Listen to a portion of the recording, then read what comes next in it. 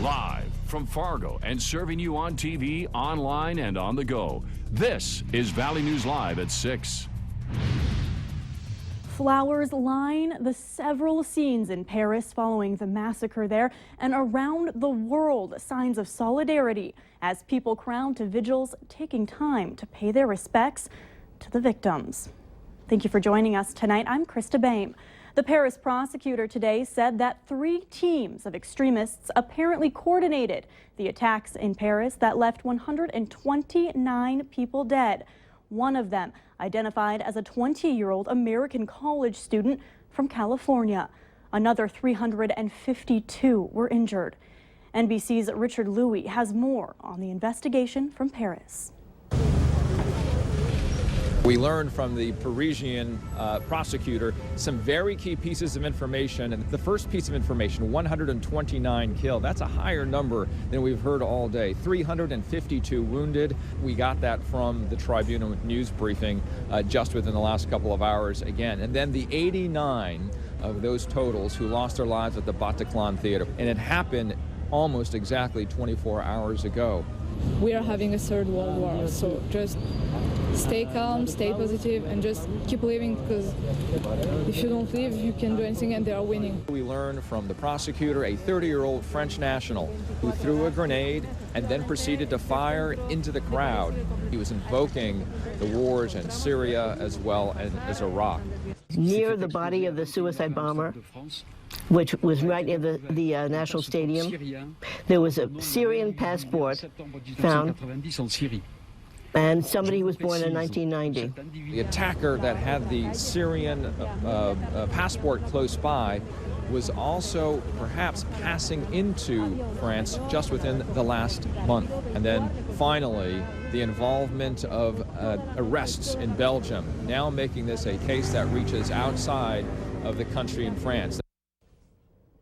Security has increased across the United States. In New York, Times Square has extra enforcement, and closer to home, the Mall of America has also more police presence. And you can follow the latest in Paris along with all our weather and breaking news updates anytime on your feed. Just search Valley News Live, like our page, and you'll stay informed throughout the whole day there. The college football season is winding down, and North Dakota State has another tough test today. Alex Egan joins us early with a look at today's game. Alex? Thank you very much, Krista. For the third time in 4 weeks, the Bison are on the road taking on another tough Missouri Valley opponent still lurking on the playoff bubble. Today, it's Youngstown State. Now, the Bison trailed the entire game to the Penguins, but scoring 17 points in the fourth quarter with this King Frazier 7-yard touchdown run and another impressive late drive capped off by Easton Sticks' 4-yard touchdown run with less than a minute remaining in the game. The Bison escaped Youngstown, Ohio with a win. It wasn't exactly pretty, and I'm sure Bison fans' hearts are a little worse for wear today, but rest easy. The Bison improved to 8-2 overall and 6-1 in the conference. Coming up in just a few moments in sports, I'll have complete highlights and reaction from today's game. Krista? All right, we'll see you in a bit. Thanks, Alex. To our weather now for mid-November and a weekend. It's looking and feeling good out there.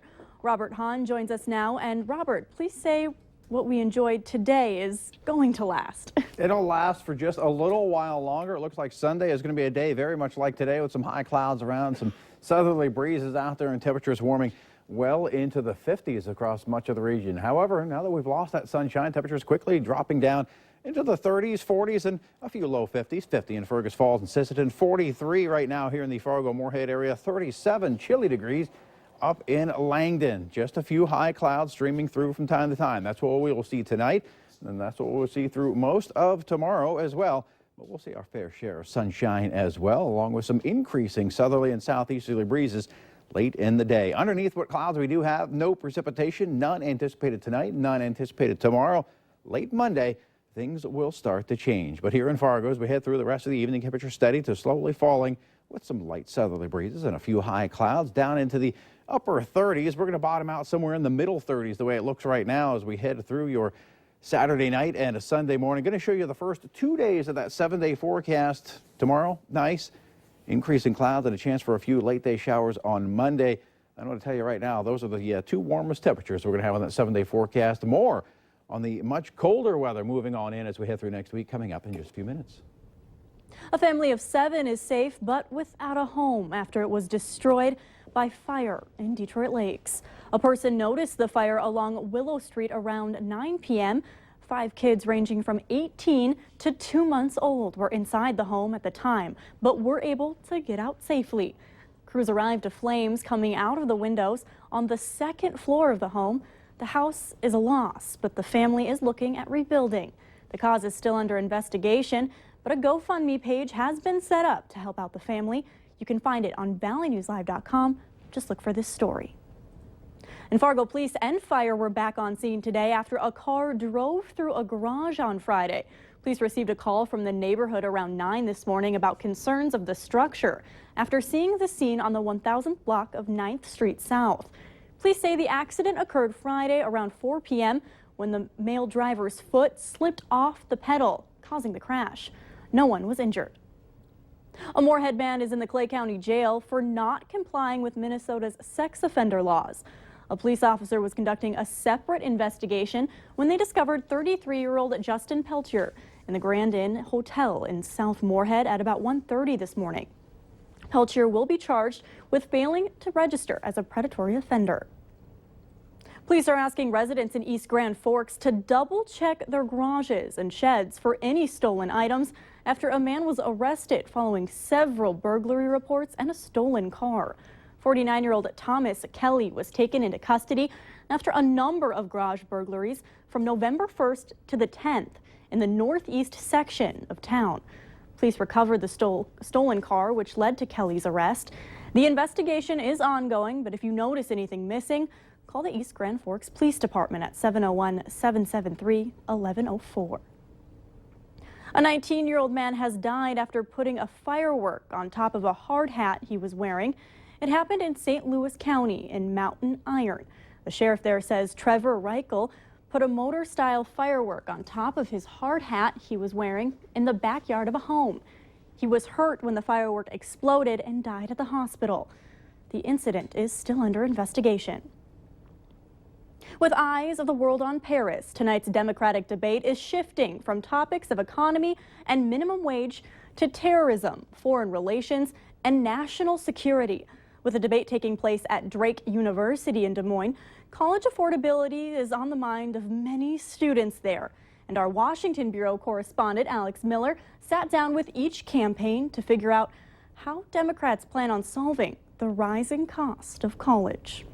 The campaigns here in Iowa have enlisted the help of many young people who likely have some college debt. Martin O'Malley wants every college student to graduate debt-free. His plan? Freeze tuition and allow students to refinance their loans. He'll create a system to repay them by taxing Wall Street trades. You're only repaying based on how much you're making, and it's not driving anyone. No one is suffering under this mountain of debt. Frontrunner Hillary Clinton released a similar plan to O'Malley's, but she wants community college students to go for free. Clinton wants the government to stop making profits from student loans, and she says the wealthiest should pay. She's going to change the law so that you can refinance your student loan the same way you can refinance your car loan or your home mortgage. Bernie Sanders wants to make college free for everyone.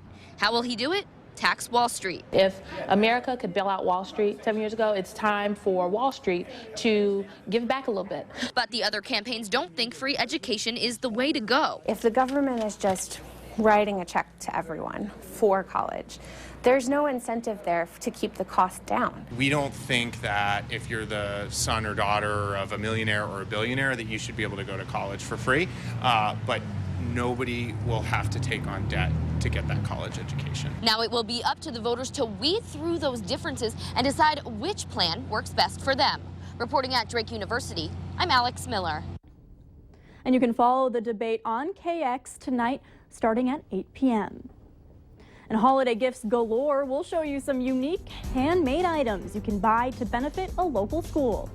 A nice day today, another nice and quiet day for your Sunday, but we've got some big changes to talk about on that 7-day forecast. We'll detail those changes coming up right after this.